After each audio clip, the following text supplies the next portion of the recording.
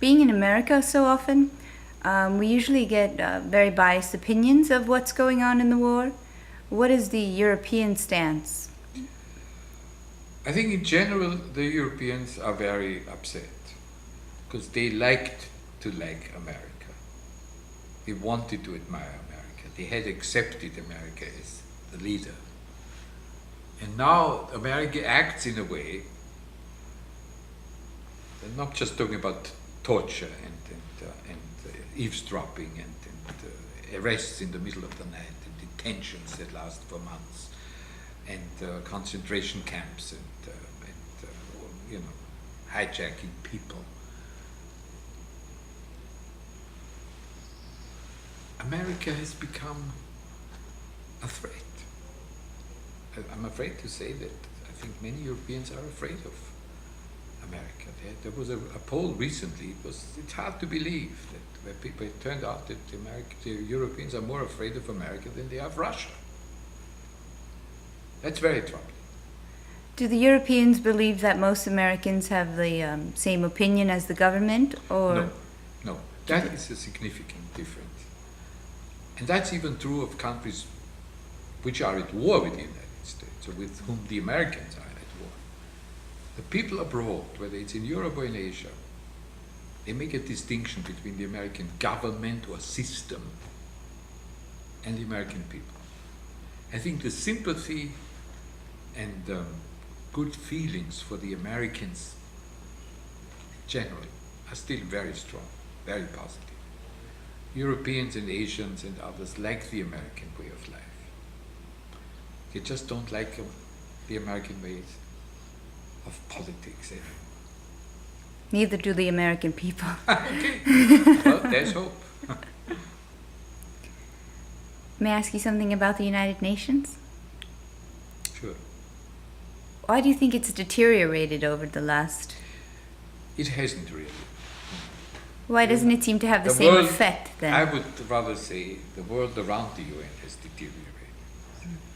And that includes, again, very sadly, the United States, because the United States was the champion of the United Nations. The United States fully supported the United Nations. Not only that, it created it in the first place.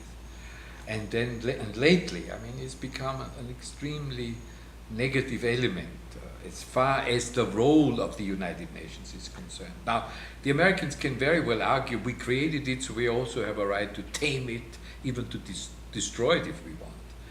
But I don't think this would be in the interest of the world as a whole, and certainly not in the interest of the United States. I think it is an extremely good thing for such a powerful country like the United States to live in a community of nations and to accept also the interests and the needs of other nations, and to compromise even if you don't have to compromise, and to promote certain fundamental principles which are enshrined in the United Nations Charter. I mean, human rights, peace, economic development, equality. This is all United Nations stuff, as among other things formulated in the Universal Declaration of Human Rights, who was written by Mrs. Eleanor Roosevelt, the wife of the man who created the United Nations. In 1933. That's exactly it. Thank you, Hans. Thank you. What would you like to say? 1943. Oh, excuse me, 1943. No, you can change that. Okay. 1933 is when he became president. Mm.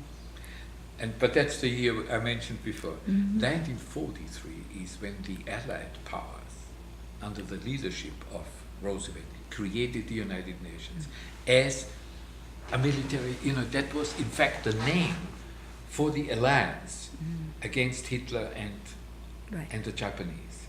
And that's when the United Nations came into existence. In 1945, 2 years later, they founded the United Nations Organization, and they signed the charter and laid down the principles.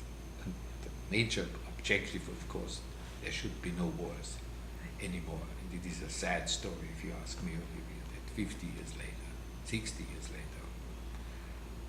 we haven't changed much. We are fighting wars, we are starting wars for no good No, reason. preemptive wars. People suffer terribly. I don't get it. The thing I don't understand is most people don't get it. So why isn't anybody doing... Do you think it's only the draft that's the difference between now and Vietnam? Or are there other elements? Why aren't people protesting, and why isn't our everyday life being disrupted as it was? No, there is a fundamental difference between Vietnam and Iraq, largely because, one must say that, of course, we attacked Vietnam with no reason whatsoever.